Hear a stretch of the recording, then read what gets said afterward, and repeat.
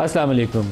अमरीकी सदर ट्रंप वो बहुत सारी बातें ऐसी कहते हैं कि बाद में बंदा सोचता है कि इसके मुहर्रिकात क्या थे। जब उन्होंने पाकिस्तान के फील्ड मार्शल आसिम मुनीर को लंच की दावत दी और उसके बाद भी जिस तरीके से उन्होंने गुफ्तगू में उनका तज़किरा किया, तो उस वक्त भी ये सवाल उठे कि उस मुलाकात का मकसद क्या था।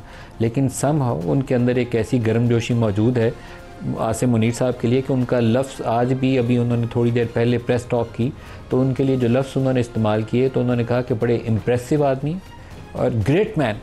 तो आई डोंट नो कि उसके पीछे एक लॉन्ग टर्म इंटरेक्शन इनका हो सकता है कि GHQ और पेंटागन का एक लंबे अरसे से इंटरेक्शन चल रही हो, या बाज़ ऐसे सिक्योरिटी और रीजनल सिक्योरिटी के जो मामलात हैं जिसमें पाकिस्तान और अमेरिका के मफादात जो हैं दोनों मिल के आगे बढ़ने की ख्वाहिश रखते हों, क्योंकि जिस गर्मजोशी का वो इजहार कर रहे हैं वो काफ़ी गैर मामूली है। तो पाकिस्तान में तो या GHQ में तो इसके ऊपर बहुत खुशी मनाई जाएगी, लेकिन सरहद पार दूसरी तरफ काफ़ी परेशानी भी होगी, क्योंकि वो हाउडी मोडी से ये जो ग्रेट मैन आसिम मुनीर वाला जो सफ़र है इसको बहुत थोड़ा टाइम लगा है, यूँ करके काया पलट हो गई है। तो इसकी वजूहात प्रोग्राम में आगे चलेंगे तो इसके ऊपर डिस्कस भी करेंगे, लेकिन उनके कुछ जो अल्फाज हैं उन्होंने कहा है कि पाकिस्तान और भारत की जंग हमने ख़त्म करवाई। ये वो फ़िक्रा है जिस पे दिल्ली में बहुत तकलीफ़ पहुंचती है। वो कहते हैं कि बायलैटरल अमेरिका का कोई रोल नहीं है, लेकिन उन्होंने आज दोबारा बोल दिया, ये नेटो समिट के मौके पे वो बात कर रहे हैं। पाकिस्तान के फील्ड मार्शल बहुत बेहतरीन शख्सियत हैं। जो अंग्रेज़ी में उन्होंने लफ्ज़ इस्तेमाल किया वो इस्तेमाल किया है कि ग्रेट मैन और impressive person. Pakistani field marshal मेरे ऑफिस में मिलने आए थे। पाकिस्तान और भारत एटमी ताकतें हैं। मैंने फ़ोन करके तिजारत करने को कहा। अब मैंने बहुत से लोगों को कहा कि पाकिस्तान की तो 5-6 अरब डॉलर की दोनों तरफा तिजारत है अमेरिका के साथ। 2-2.5 अरब डॉलर हम इंपोर्ट करते हैं और 4-5 अरब डॉलर एक्सपोर्ट करते हैं, तो इंडिया से कैसे कंपैरिजन है। तो वो बहरहाल इसका बहुत से लोगों से मुझे अभी तक जवाब नहीं मिला। पाकिस्तानी फील्ड मार्शल बहुत मुतासरकुन शख्सियत हैं। पाक भारत जंग बंद करवाना मेरी सबसे बड़ी कामयाबी है। इसी बिना पर वो अपने आप को नोबल पीस प्राइज़ का वो हकदार भी कहते हैं कि मैं डिज़र्व करता हूँ कि मुझे ये प्राइज़ दिया जाए। पाकिस्तान और भारत एटमी ताकतें हैं। मैंने फ़ोन करके तिजारत करने का कहा। भारतीय वज़ीर आज़म को कहा कि जंग जारी रखी तो तिजारत बंद कर दूँगा। भारत के साथ इनका कुछ 150 अरब डॉलर का ट्रेड इम्बैलेंस है। भारत पैसे कमाता है 150 अरब डॉलर अमेरिका से। मैंने इनसे कहा कि आप जंग करेंगे तो हम तिजारत नहीं करेंगे। पाक भारत जंग रुकवाना मेरी सबसे बड़ी कामयाबी है। पाकिस्तानी आर्मी चीफ़ मेरे ऑफिस में आए थे। पाकिस्तानी आर्मी चीफ़ एक मुतासिरकुन शख्सियत है। अब उन्हीं की ज़ुबानी सुनिए अंग्रेज़ी में वो क्या फरमा रहे हैं ट्रम्प साहब, दिखाइएगा। And in fact, I had the general, who was very impressive. The general from Pakistan was in my office last week. He's a great gentleman. He's a great man. And I got them to reason. I said, we're not doing a trade deal if you're going to fight. And if you're going to fight each other, we're not doing a trade deal. And you know what? They said, no, I want to do the trade deal. We stopped the nuclear workup. Great gentleman, great man, impressive. इस studios में हमारे साथ हैं air vice marshal Ejaz Mahmood साहब। एजाज साहब, very warm welcome sir. Thank you sir. Doctor Jameel Ahmed Khan साबिक सफीर भी हमारे साथ हैं। आपको भी डॉक्टर साहब खुशामदीद। आपसे स्टार्ट करूंगा सर। एयर मार्शल साहब, ये जो अल्फाज का चुनाव है ये तो जाहिर करता है कि बहुत ही कुर्बत है हमारे अंदर, बहुत करीबी ताल्लुकात हैं। ये जब काबुल से वो हेलीकॉप्टर में बैठ के उन्होंने आखिरी अपना सफारती हमले को वो एम्बेसी की छत से उड़ाया था, उसके बाद तो लगता था कि बहुत दूरी है। बड़े सख्त अल्फाज हमारे लिए थे, पाबंदियाँ लगा दी, मिसाइल प्रोग्राम को सैंक्शन कर दिया हुआ उन्होंने। तो अब ये गर्मजोशी देख के तो लगता है कि हमारा कोई बचपन का साथ था। टू बी ऑनेस्ट मलिक साहब, इससे तो डर ही लगता है।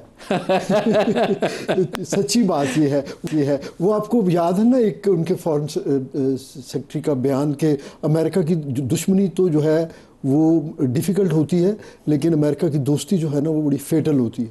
तो तेज़ी से बदलते हुए रीजनल और ग्लोबल जो हालात हैं उसमें ये खैर अच्छी बात है, खुशाइंद बात है कि पाकिस्तान की एक रिसर्जेंस हुई है अपने कद काठ के एतबार से, क्योंकि हम डेफिनेटली एक बड़ी इंटेंस जंग से हम फाते के तौर पे निकले हैं।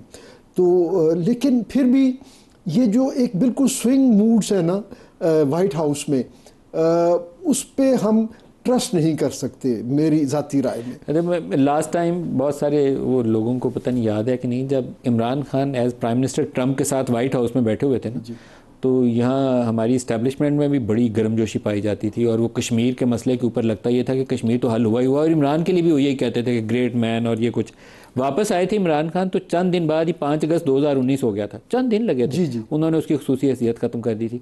तो we should be very careful, ये आपका मशवरा है, we should be very careful. जी, मैं आपको एक और अमेरिकन डिप्लोमेट की बात कोट करूँगा। हम लोग स्ट्रेटजिक डायलॉग के लिए थे डीसी में, तो वहाँ पे हम यही अपना कंसर्न शो कर रहे थे कि हमारे जो रिलेशनशिप है, हम हमेशा अमेरिका के साथ एक स्ट्रेटजिक पार्टनर के तौर पे हम अपनी सारी कश्तियाँ जला के उनके साथ हम चलते हैं, और जो भी उनके इस रीजन में इंटरेस्ट होते हैं उसके लिए हम एक चाहते या ना चाहते हुए भी अमेरिकी फॉरेन पॉलिसी गोल्स के लिए हम उनके अलाई बनते हैं, और ट्रांजैक्शनल रिलेशनशिप होती है, उसके बाद पाबंदियां लग जाती हैं। तो उस डिप्लोमेट ने एक बड़ी अच्छी बात कही, मुझे अभी तक उसके अल्फाज याद है। उसने कहा कि एक्चुअली यहीं पे प्रॉब्लम है। उसने कहा, एग्जैक्ट उसके वर्ड्स ये थे कि this is a typical case of expectation management, कि आप हमसे कुछ और एक्सपेक्ट करते हैं, हम डॉलर एक्सपेक्ट करते हैं, हम कहते हैं हमें F-16 दे दो, हम जो आपसे एक्सपेक्ट करते हैं आप भी वो पूरा नहीं करते। अगर आपको याद हो, प्रेसिडेंट मुशर्रफ कैंप डेविड में बुलाए गए, और वो भी जॉर्ज बुश के साथ बड़े अच्छे जो है उनके उस वक्त क्लोज जो है लीडर्स में से थे, और ये स्विंग आई थी क्लिंटन के उस विजिट के बाद, जब वो पाकिस्तान में 12 घंटे के लिए आए, तो वो इंडिया से वापस आते हुए गए थे, तो उन्होंने कहा कि मैं I would not like to be photographed with the dictator. तो उसके बाद दूसरी स्विंग ये आई, क्योंकि उनको हमारी ज़रूरत थी। और फिर आप देखें कि उसके जनरल क्यानी ने भी वैसे सिक्योरिटी डायलॉग में ओबामा से मीटिंग की थी, वो जो स्ट्रेटेजिक डायलॉग प्रोसेस था, तो ये हमारे रहे हैं उनके साथ। आर्मी चीफ से हमारे मिलना वो ज़्यादा पसंद करते हैं। असल में देखिए मलिक साहब, एक चीज़ गिवन है मेरे ख्याल में कि हमारे military to military relationship America के साथ हमेशा अच्छे रहे। अमेरिकी सदर को भी पाकिस्तानी आर्मी चीफ से मिलना ज़्यादा पसंद है। देखिए जनरल ज़िया से शुरू कर लें। बहरहाल देखिए, दुनिया में जो चंद बड़ी आर्मीज हैं या चंद बड़ी, उनमें से एक पाकिस्तान है। डॉक्टर जमील साहब से भी पूछते हैं। डॉक्टर जमील साहब, आप कैसे डिस्क्राइब करेंगे, ये बड़े अच्छे अल्फाज का चुनाव है, impressive, great man, great gentleman, ये एक ही 2 फिक्रों के अंदर उन्होंने 3 दफ़ा उनके लिए बड़े अच्छे तौसीफ़ी अल्फाज इस्तेमाल किए। जी हाँ, ये पहला तसलसल है, और ये पहली मरतबा नहीं है, इससे पहले भी रिपीट किया है जब वाइट हाउस में गए थे हमारे सिपह सालार, और ये नॉन हिस्ट्री में पहली दफ़ा हुआ है कि तकरीबन 2 घंटे तक की ये मुलाकात, लंचन मीटिंग रही, और पहली दफ़ा हुआ है कि किसी आर्मी चीफ को अमेरिका के प्रेसिडेंट ने ओवल ऑफिस का भी दौरा कराया है। और ओवल ऑफिस का दौरा का मतलब ये होता है, उनकी अपनी जो हिस्ट्री है उसके मुताबिक अमेरिका की, कि जिसको ज़्यादा अहमियत देनी होती है और दुनिया को सिग्नलिंग देनी होती है कि हमारे रिलेशंस अच्छे हैं इस मुल्क से, और जिसको ज़्यादा अहमियत देनी होती है, इसका मतलब ये है कि ऐसी क्या वजह हो गई। देखिए, हमारे सिपह सालार के लिए एक बड़ी शान की बात थी, और ख़ास तौर पर जब जंग में एक फ़तह हासिल की और एक बड़ी अच्छी परफॉर्मेंस दी। डोनाल्ड ट्रंप की अपनी नफ्सियात को हमें नहीं भूलना चाहिए। अपनी नफ्सियात ये है कि वो ताकत को पसंद करते हैं, जो ताकतवर शख्सियत हो उसको पसंद करते हैं। रहा सवाल कि आर्मी चीफ को इनवाइट करना, हमने विटनेस किया है पिछले 10 सालों में। डॉक्टर जमील साहब, आपका तजिया ये है कि उन्होंने लंच पे आसिम मुनीर साहब को इसलिए बुलाया और उनके लिए इतने तारीफ़ी अल्फाज इसलिए किए कि he is a very powerful man. Pakistan में सबसे तगड़े वही हैं, प्राइम मिनिस्टर उनका जितना तगड़ा नहीं है पाकिस्तान में, आर्मी चीफ ज़्यादा तगड़ा, और उन्होंने इंडिया को एक जंग में शिकस्त दी थी, इसलिए ट्रंप ने उनको ऑनर किया वाइट हाउस में बुला के। नहीं, इसके पीछे पर्दा तो बहुत सारी और चीज़ें होती हैं, ये तो मैंने आपको ऑप्टिक्स बताए हैं उसके, और जो ऑप्टिक्स हैं उससे हमें पस पर्दा क्या हो सकते हैं। नहीं, ये तो ऑप्टिक्स तो हमें भी हो गए, लेकिन पस पर्दा क्या हो सकता है सर? देखिए, मुल्कों के दरमियान इंटरेस्ट होते हैं, मुल्कों के दरमियान आपने देख लिया कि आज माइक्रो रूबियो को जब उन्होंने दिया, रोस्टम दिया, कि Marco would you like to say something, तो उन्होंने क्या कहा कि Donald Trump he likes peace, you know, and he is brokering.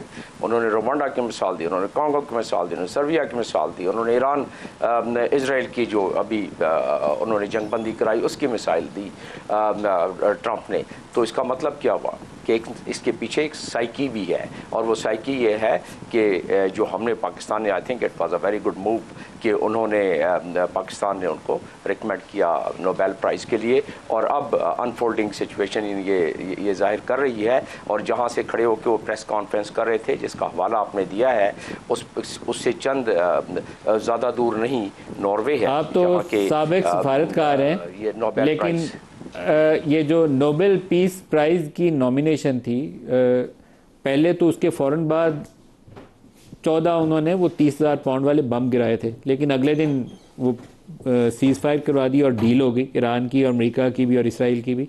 तो अब आप समझते हैं कि वो स्मार्ट मूव थी पाकिस्तान की। अब आप देखें के बाद तो अब आपको स्मार्ट लगेगी, क्योंकि पहले क्रिटिसिज्म आई थी कि अगले दिन तो अमेरिका बम फेंक रहा, आपने कैसे पाकिस्तान को तो पता नहीं था। मुझे सवाल किया ये आपने, ये आप ही से सवाल है सर, क्या अब आपको लगता है कि ये स्मार्ट मूव थी? जी मैं ये कह रहा हूँ, ये आप ही से सवाल है। मैं ये कह रहा हूँ कि उस वक्त इल्म नहीं था कि ये 3,000 पाउंड का बम बरसा दिया जाएगा और 12 बम बरसा दिए जाएंगे। लेकिन मैं ज़रा इसका बता दूं कि प्रोसीजर तो आपको ज़ाहिर आपके सामीन के लिए, आपके नाजरीन के लिए बता दिया जाए कि उसके स्टेप्स हैं नोबेल प्राइज़ के। इसको इन सेगमेंटेशन देखना पड़ेगा। नोबेल प्राइज़ कमेटी के लिए उसका प्रोसीजर बताने में टाइम लग जाएगा, तो उसमें मेरा ख्याल है कि इतना टाइम होता नहीं है। लेकिन नोबेल प्राइज़ कमेटी के पास ये जब जाती है और फाइनल अक्टूबर में अनाउंस होता है नोबेल प्राइज़, तो वो साइटेशन देखते हैं, वो नफ्सियात नहीं देखते हैं कि उसके बाद क्या हुआ।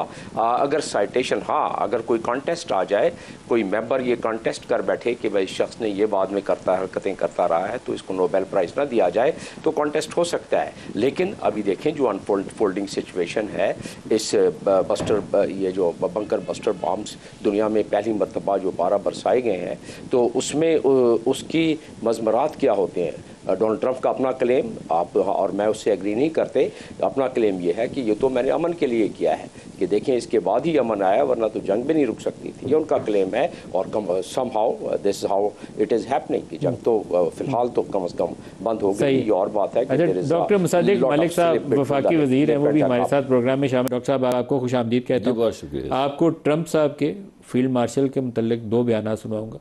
वो इतनी तारीफ़ें उनकी कर रहे हैं कि उन्होंने बैतकारी लेनी है उनके हाथ पे। पहला बयान 18 जून का सुनाता हूँ, फिर आज वाला बाद में सुनाता हूँ। जरूर। पहले 18 जून वाला, जब लंच के बाद उनसे पूछा गया कि आपने पाकिस्तान के फील्ड मार्शल से मुलाकात की थी, तो क्या बोला उन्होंने, दिखाइएगा। I love Pakistan. I love Pakistan. I love Pakistan. But I stopped the war between Pakistan and India. This man was extremely influential in stopping it from the Pakistan side, Modi from the India side, and others. And they were going at it, and they're both nuclear countries. I got it stopped. I don't think I had one story. Did I have one story written about it? I stopped the war between 2 major nations, major nuclear nations. ये 18 जून से आज 25 जून पे आ जाएं, तो आज उन्होंने क्या कहा? And in fact, I had the general, who was very impressive. The general from Pakistan was in my office last week. He's a great gentleman. He's a great man.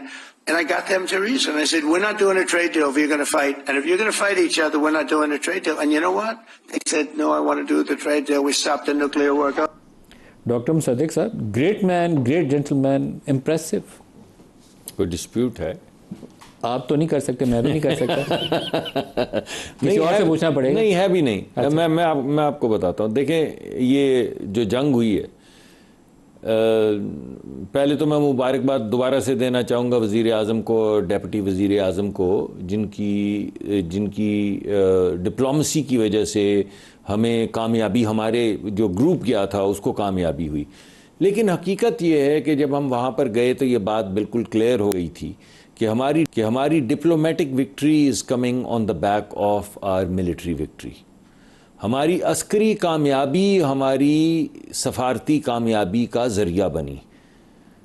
एक बात मेरे सामने बिल्कुल क्लियर हो चुकी है। इतने ममालिक में हम गए, हम न्यूयॉर्क गए, फिर उसके बाद DC गए, फिर लंदन आए, फिर ब्रसल्स गए, फिर स्ट्रासबर्ग गए। एक बात मैं आपको बता दूं, there is no place left in this world for a weak country. यानी अगर हम कमज़ोर होते, यानी जिसको वो कह रहे हैं ग्रेट मैन या जो भी कह रहे हैं, हम फील्ड मार्शल कह रहे हैं, अगर आप कमज़ोर होते तो आज आप भी अपनी बच्चियों की लाशें जो है ना हस्पतालों के मलबे के नीचे से निकाल रहे होते। जब 80 जहाज़, 80 यानी 5 नहीं 2 नहीं, अगर आपने सिर्फ भावलपुर के किसी एक मदरसे के साथ किसी रेजिडेंशियल एरिया में बमबारी करनी थी तो आपने 80 जहाज़ उड़ाने थे। जब 80 जहाज़ पाकिस्तान की तरफ आते हैं तो आपको अंदाज़ा होना चाहिए कि उसका मतलब क्या है। और 3 मरतबा तो उन्होंने कोशिश की, लाहौर के इर्द गिर्द दाखिल होने की पाकिस्तान की सरहदों में, उन्हें रिपेल किया गया और बार बार एक के बाद एक फॉर्मेशन उड़ रही थी और पाकिस्तान आने की कोशिश कर रही थी सरहद की तरफ और उनको रिपेल किया जा रहा था। इस वजह से जो लीडरशिप दिखाई गई, जिसकी वजह से हम उनको फील्ड मार्शल मानते हैं या वो उनको ग्रेट कहते हैं, हम समझते हैं फील्ड मार्शल उससे ज़्यादा बड़ा एजाज़ है। हम ये समझते हैं कि मैं इस दफ़ा गया तमाम ममालिक में गया, इससे पहले एक्सपेट्रिएट्स का कितना स्ट्रॉन्ग सेंटिमेंट होता था, इस मरतबा नज़र नहीं आया, क्योंकि लोगों को पहली दफ़ा एहसास हुआ कि पाकिस्तानी होने में इज्जत है। पाकिस्तानी को 2 टके की कोई ऐसी मुल्क नहीं है कि जो मर्जी जब मर्जी आएगा, जितने बम फेंकेगा और निकल कर चला जाएगा। आप बेसिकली प्राउड फील कर रहे हैं, थ्रेटन फील नहीं कर रहे कि यूएस प्रेसिडेंट जो हैं वो फील्ड मार्शल को great man, impressive man, great gentleman कह रहे हैं। हम भी नहीं कह, हम भी यही कह रहे हैं। आप क्या हम ये कह रहे हैं कि ये कामयाबी, आपके मुंह से बोलने तो पता चलेगा, आप भी बोले हैं कि field marshal is a great. मैं ये समझता हूं कि ये जंग अगर फील्ड मार्शल हमें ना जितवाते तो आज हमारा जो हाल होता, हम नहीं चाहते कि वो हमारे बच्चों का हाल हो। ये जो मजबूती दिखाई गई है, ये जो अज़्म दिखाया गया है और जिस हिकमत अमली से ये जंग लड़ी, आप देखें यार, कमाल देखें, 1 सेकंड दीजिएगा, कमाल देखें कि एक तो जंग लड़ी, दूसरा जंग जीती, तीसरी सारी दुनिया जो है वो रिस्ट्रेंट की तारीफ कर रही है और हर एक बंदा मान रहा है कि पाकिस्तान तो एक पीस लविंग कंट्री। कभी आपने ये देखा है कि जंग जीतें आप, जहाज गिराएं और दुनिया आपकी मोतरफ हो? एक और बात करूंगा, आखिरी बात करूंगा, मुझे पता है आपका वक्त कीमती है। आप आर्मी चीफ की जितनी तारीफें करना चाहते हैं, 35 मिनट आपको इजाजत है, कोई सवाल भी नहीं पूछूंगा। नहीं, मैं देखिए, आप सारे मेरे दोस्त बैठे हुए, आप चैलेंज करें मुझे, मैं जो बातें कर रहा हूं उनमें से जिस पे आप चाहें चैलेंज करें। तो ट्रंप ने कर दिया, हम कौन होते हैं? नहीं, आप ऑनलाइन लोगों को कहें कि फोन करके बेशक चैलेंज कर लें मुझे इस बात पे। मैं जो आपसे सवाल पूछ रहा हूं वो बड़े बुनियादी सवाल आते हैं, क्योंकि हमने मलबे में से गजा में ये लाशें निकलती देखी हैं। अल्लाह पाक रहम करे, वहाँ पे भी कोई ट्रंप को हिदायत दे दे, वहाँ पे भी बिल्कुल अपना ठीक कह रहे हैं, बिल्कुल, और हमने उसको कंडेम किया और हमने ये ईरान के हमले को कंडेम किया। We been on the right side of history every step of the way. हम पे जब हमला किया, हमने जारहियत के खिलाफ लड़ाई की है। जब हमने ज्यादती होती दी है, देखिए तो उसको कंडेम किया। गजा वाला भी एक स्टेटमेंट है, आज हम वो सुनवा सकते हैं, क्योंकि गजा में उन्होंने बोला बड़ी पेशरफ्त होने वाली है, दिखाइएगा। 55,000 लोग गजा में क्या बोले आज ट्रंप साहब? I think great progress is being made on Gaza. I think because of this attack that we made, I think we're going to have some very good news. Gaza is very close. Separately, even before this, we were very close to making a deal on Gaza. Air marshal साहब, पाकिस्तान की इन अल्फाज में तारीफ़ जो है ना, वो आमतौर पे कभी कभी होती है जब वो उन्होंने नया हमें हादी बनाना हो जनरल ज़िया को, तो उस वक्त वो हमें बड़ा ग्रीट कर रहे होते हैं। जनरल मुशर्रफ को 9/11 के बाद बड़ा ग्रीट कर रहे होते हैं, लेकिन जैसे ही उनके वो फॉरेन पॉलिसी गोल्स अचीव होते हैं तो फिर हमें कहते हैं लाइन के दोनों तरफ खेल रहे हैं। ये मैंने अपनी रिपोर्टिंग कैरियर में ये हर चीज़ रिपोर्ट की है। अभी हम वो उस गुड्डी वाले फेज़ में है, लेकिन वो फेज़ है क्या, अनफोल्ड कैसे होगा ये नहीं पता। नहीं, देखिए, ये मैं समझता हूँ जैसे अभी मिनिस्टर साहब फरमा रहे थे, definitely it is something to cherish and celebrate.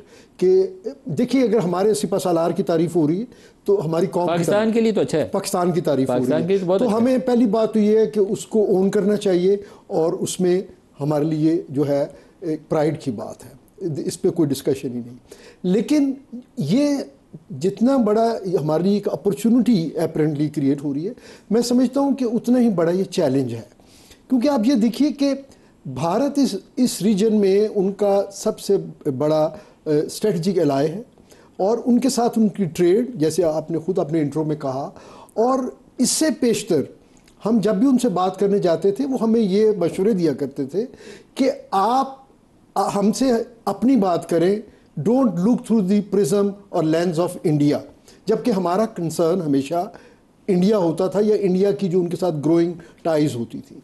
तो अब ये एक पॉलिसी लेवल चेंज है, हमें इस चेंज मैनेजमेंट में बड़ा कॉशियस होना चाहिए मेरे ख्याल में, विच आई एम श्योर कि हमारी लीडरशिप जाहिर है they are expert on that, और वो उसको अपनी उस अपॉर्चुनिटी को जो है अपने देखिए, बिल क्लिंटन का जो इंडिया का विजिट था ना, वो बिगनिंग थी एक न्यू रिलेशनशिप की between India and United states.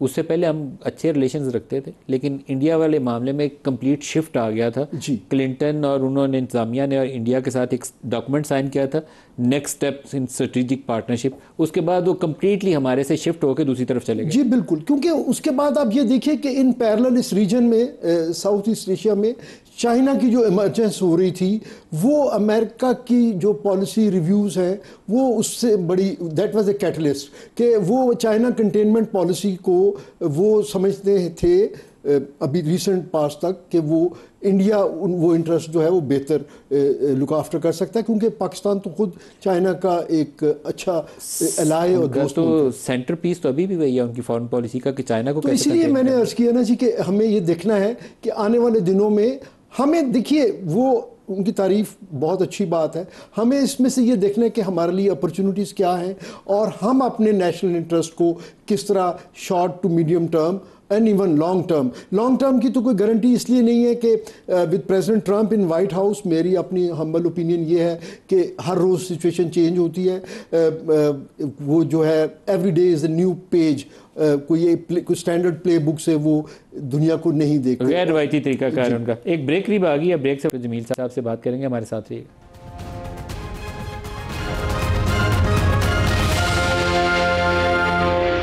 Welcome back. Doctor Jameel साहब, आपसे जानना चाहूँगा कि ये जो गर्म जोशी है, ये पाक यूएस रिलेशन आप कैसे देखते हैं, आगे किस तरीके से बढ़ते हुए नजर आते हैं, कैसे अनफोल्ड होंगे? ट्रेड में हमारे पास लिमिटेशन है, कुछ रेकोडिक वाली साइड है जहाँ यूएस और पाकिस्तान के समझे इंटरेस्ट हो सकते हैं, वो रेयर अर्थ ले लें, हमारी माइनिंग का काम आगे चल पड़े। इसके अलावा कौन से ऐसे एरियाज़ हैं? देखिए, जियोपॉलिटिकल तनाजुर में भी तो उनका इंटरेस्ट है ना, क्योंकि आपको और हमें सारों को इल्म है कि यूएस का इस वक्त जो कलीदी फॉरेन पॉलिसी का नुक्ता है वो चाइना कंटेनमेंट भी है, गो कि Pakistan is navigating it very very carefully and that we are observing it, you know, because pressure तो आएगा हर लिहाज से। अगर ये कहा जाए कि प्रेशर नहीं आएगा, डिप्लोमेटिक प्रेशर की बात कर रहा हूँ, नहीं आएगा, तो मैं समझता हूँ कि वो हम अपने नाजरीन को के साथ इंसाफ नहीं करेंगे अगर हम ये बात एज एन एनालिस्ट इसके सामने इसका इजहार ना करें। तो अभी अगर इस चीज़ को जहन में रख लें तो यस, यकीनन कोई कंट्री, पहले तो ये है कि कभी कोई अपने किसी न ज़ाती लाइकिंग डिसलाइकिंग की बात होती है इंटरनेशनल पॉलिटिक्स में और इंटरनेशनल रिलेशन में, वो सिर्फ एक कॉमन इंटरेस्ट होता है, म्यूचुअल इंटरेस्ट होता है। तो कॉमन इंटरेस्ट ज़ाहिर है अमेरिका चाहेगा कि उसका इंटरेस्ट जो है वो, आपने मिनरल की बात की, आपने रेकोडिक की बात की, but then there is a geopolitical interest also. हमें पता है कि दुनिया इस वक्त ग्लोबल वेस्ट से ग्लोबल ईस्ट की तरफ मूव हो रही है, और ये जो ट्रांजिशनल पीरियड है वो यूएस के लिए, अमेरिका के लिए बहुत क्रूशल है। अमेरिका अपने हाथ से पूरी दुनिया की इकोनॉमी, अपने हाथ से पूरी दुनिया की ताकत जो कि वो है, इसमें तो कोई शक नहीं, उसको हाथ से नहीं जाने देगा। हमें इस चीज़ का इल्म है कि चाइना और रशिया दोनों मिलके स्पेस वेपनाइजेशन में उस स्टेज पर पहुंच गए हैं, और इस पर रिपोर्ट में मौजूद है कि जो तकरीबन अमेरिका के पैरेलल आ रहे हैं, और दुनिया के आने वाली जंगें जो हैं वो स्पेस के ही ज़रिए लड़ी जाएंगी। ज़मीनी जितने भी आलात हैं, जितने भी साजो सामान हैं, जहाज़ हैं, वो अगर स्पेस की वेपनाइजेशन हो गई, जिसका मतलब ये है कि वो फ्रीज़ हो सकते हैं नीचे। खैर, ये तो एक्सपर्ट्स की बात है, किसी वक्त किसी और एक्सपर्ट को आप बुलाएंगे तो इस पर मज़ीद रोशनी डाल देगा। मैं तो आपको स्ट्रेटेजिकली इस पर इशारा देना चाहता था। फिर हम आ जाते हैं कि चाइना अब 10 साल पीछे है। ये डोनाल्ड ट्रंप भी कल बात कर रहे थे कि अभी सारी दुनिया हमसे 20 साल पीछे, आज बात की उन्होंने, लेकिन मैं समझता हूँ कि 10 साल चाइना पीछे है, चाइना और रशिया मिला के। तो इस 10 साल का बड़ा क्रूशल पीरियड है। पाकिस्तान की डिप्लोमेसी के लिए, पाकिस्तान की जियोपॉलिटिकल पोजीशनिंग के लिए, हमारे लिए भी क्रूशल है, इस खित्ते के लिए भी बड़ी क्रूशल है, क्योंकि ये बात मानना पड़ेगा। ये और बात है कि 57 जो OIC की कंट्री है, जो टूथलेस है, जिसने कभी कोई अपनी जिस मकसद के लिए बनाई गई थी वो मकसद पूरा ही नहीं किया, अगर वो मुत्तहद होते नेटो की तरह तो आज दुनिया का मंजरनामा दूसरा होता। लेकिन एक एक करके इन तमाम जो हुक्मरान हैं और जो हाकिम हैं और जो सरबराहान हैं, ज़्यादातर उनको इस नहज पर पहुंचा दिया गया है। उसके बहुत सारे फैक्टर हैं कि वो कोई ऐसी चीज़ जो कि अमेरिका और उसके एलाइज़ के इंटरेस्ट में हो वो करने के काबिल रहे नहीं। वरना मैं आपको बताता चलूँ, मेरे पास कैलकुलेशन है, मैंने थोड़ी देर पहले एक रफ कैलकुलेशन की है। 57 ममालिक का बजट 250 बिलियन है, डिफेंस की बजट की मैं बात कर रहा हूँ टोटल मिला के। और अगर आप सिर्फ इनके ये कंट्री GCC और इसके इर्द गिर्द वाले कंट्री हैं, 112 बिलियन इनका बजट है। इनकी फोर्स अगर आप ये गिरदोनवा के इसराइल के एक गिरदोनवा की बात करें, मैं इसको इधर ही ख़त्म करता हूँ बात को, कि बात करें गिरदोनवा के ममालिक के तो उनके 112 बिलियन का बजट है और इसराइल का सिर्फ 40 बिलियन से भी कम का बजट है। तो अगर इसका कंपेयर करें, दरअसल ये चीज़ अगर बात जाएगी तो बहुत दूर तक जाएगी। अगर बात जाएगी तो फिर आपको डिस्कस हमें करना पड़ेगा जो लॉबी काम करती है, इसराइली लॉबी जिसको कहते हैं, जिसमें किताबें लिखी गई हैं। जॉन मीर शायमीर ने इस पर बड़ी अच्छी किताब लिखी है और वो अमेरिकन है, अमेरिकन प्रोफेसर हैं और एक बहुत बड़े पॉलिटिकल साइंटिस्ट हैं। उन्होंने साबित कर दिया है कि अमेरिका में फैसले साजी में कितना इन्फ्लुएंस है इस लॉबी का।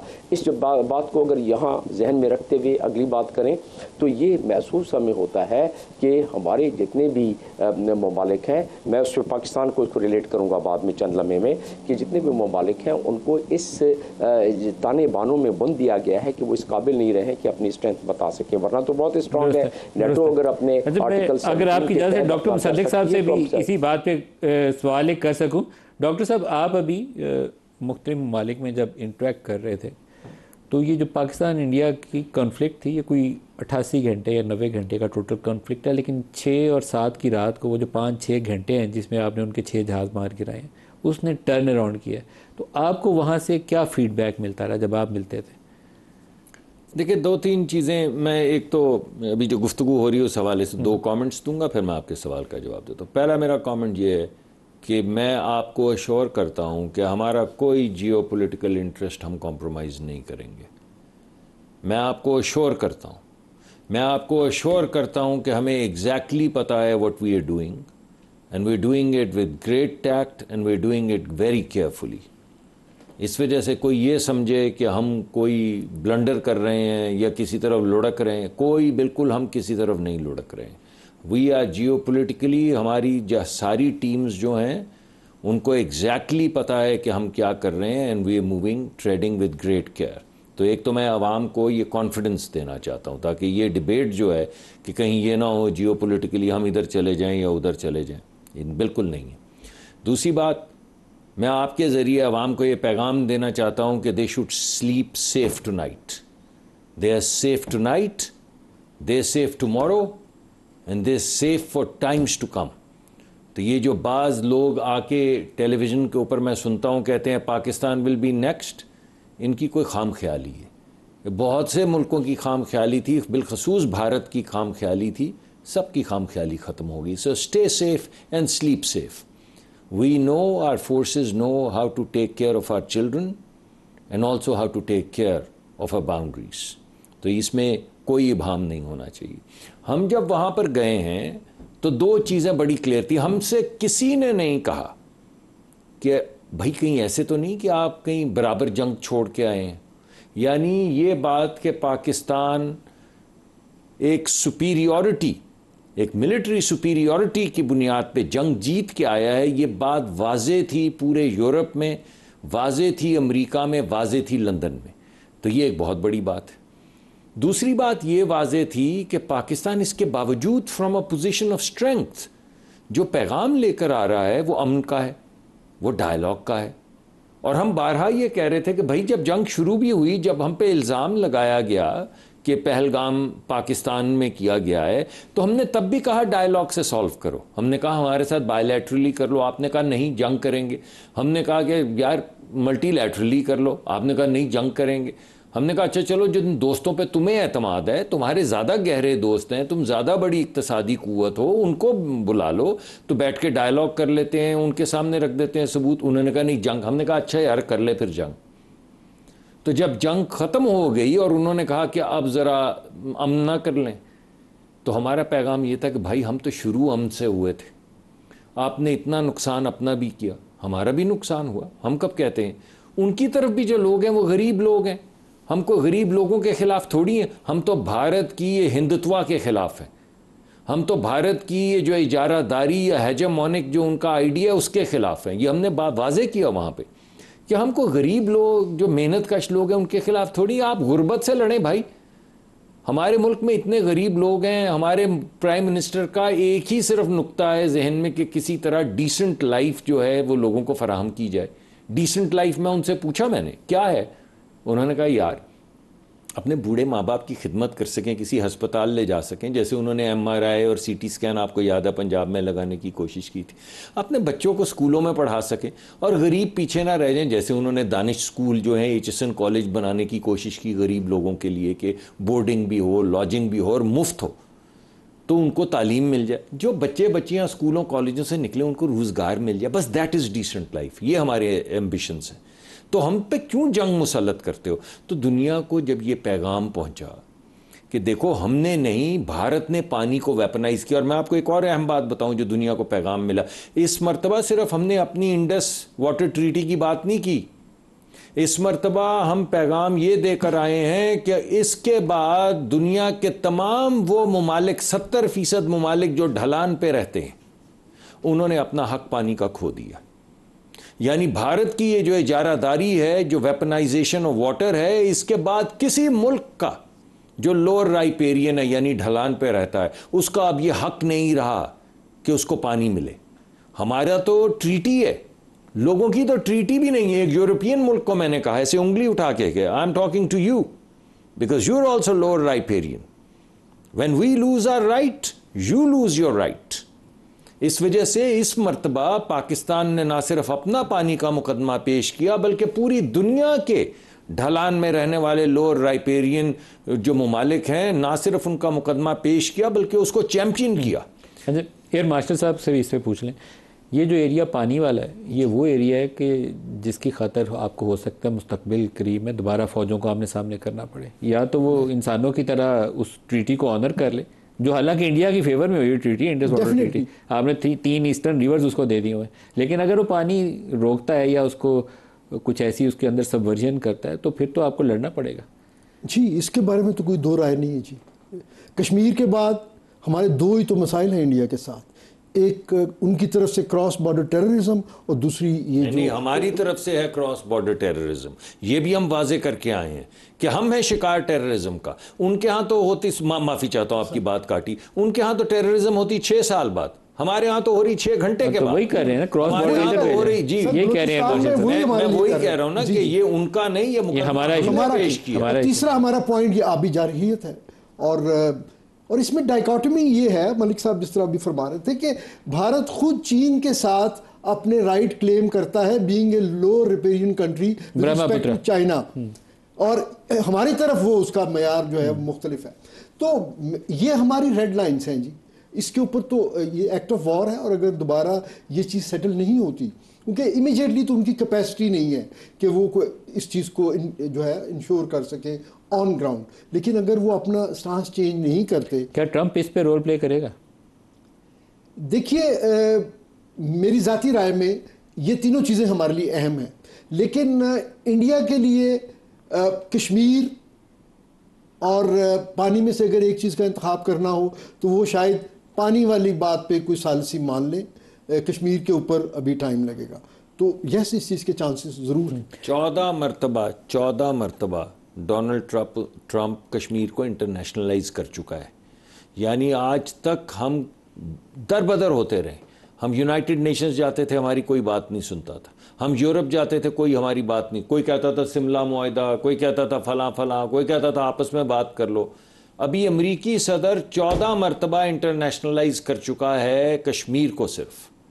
तो हमारी तो जंग बंदी इस बुनियाद पे हुई है कि तमाम अवामिल, जिसमें कश्मीर भी है, जिसमें पानी भी है, उस पर किसी न्यूट्रल जगह पे बैठ के बात होगी। And we are hopeful and we are looking forward to having that conversation. Doctor साहब, कल परसों कई खबर छपी हुई थी लाइटर नोट में कि वो कोई ट्रम्प टावर पाकिस्तान में बनने का इम्कान है। तो मेरा ख्याल है कि एक मुरीदके में और एक भावलपुर में और एक इस्लामाबाद में आप उसको ट्रम्प टावर ऑफर कर दें, फ्री ऑफ कॉस्ट लैंड दे दें उसको। देखिए, फ्री ऑफ कॉस्ट लैंड हम तो अपने तमाम इन्वेस्टर्स को देने के लिए तैयार हैं। हमारे मुल्क में अभी आपने एक बड़ी अहम बात की थी, अभी डोनाल्ड ट्रंप का जब आपने क्लिप चलाया था कि when I spoke with the general I said war और trade, and he said trade. ये एक जगह पे नहीं पैगाम।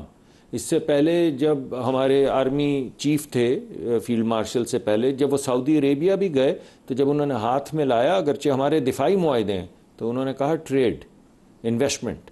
जब यूनाइटेड अरब एमिरेट्स भी गए और हाथ में लाया तो उन्होंने कहा ट्रेड। जब उधर उज़्बेकिस्तान गए, जहाँ पे बहुत बड़ा पाकिस्तान का रोल था उनको सपोर्ट करने में, तो जब उनसे हाथ में लाया तो उनको कहा ट्रेड। जब हमारे वज़ीर आज़म जाते हैं तो कहते हैं $5 बिलियन, जब उज़्बेकिस्तान जाते हैं तो कहते हैं $2 बिलियन। तो पाकिस्तान, जैसे मैंने आपको कहा, हमारा इस वक्त नुक्ता, मरकज़, फोकस इक्तसादी तरक्की है, इन्वेस्टमेंट्स हैं, अपने बच्चों को आगे लेकर जाना है, उनकी कैपेबिलिटी लास्ट मिनट है, जरा वो ग्रेट मैन जेंटलमैन दोबारा सुनवा दें। जी चलवाएं जी, आपके दिल की खुशी की खातिर। बिल्कुल मैं हाजिर। प्ले करेंगे, इसी वजह से आए हैं, इसीलिए मैं आपको बार बार सुनाऊंगा, दिखाइएगा। And in fact, I had the general, who was very impressive. The general from Pakistan was in my office last week. He's a great gentleman. He's a great man. And I got them to reason. I said, we're not doing a trade deal if you're going to fight. And if you're going to fight each other, we're not doing a trade deal. And you know what? They said, no, I want to do the trade deal. We stopped the nuclear work. अच्छा, Trump साहब के जो भी अज़ाइम होंगे वो तो आने वाले वक्त पे देख ही लेंगे, लेकिन इस क्लिप को हम कोशिश करेंगे कि दिल्ली के जितने हमारे दोस्त हैं उन सबको भेजेंगे और उनको इजाज़त देंगे कि आप फ्री ऑफ कॉस्ट चलाएं इसको। आज का प्रोग्राम का वक्त ख़त्म हो रहा है। डॉक्टर जमील साहब, आपका, एयर मार्शल इजाज़ महमूद साहब, डॉक्टर मुसद्दिक मलिक साहब, सबका शुक्रिया। आज के लिए इतना, इजाज़त दीजिए। अल्लाह हाफ़िज़।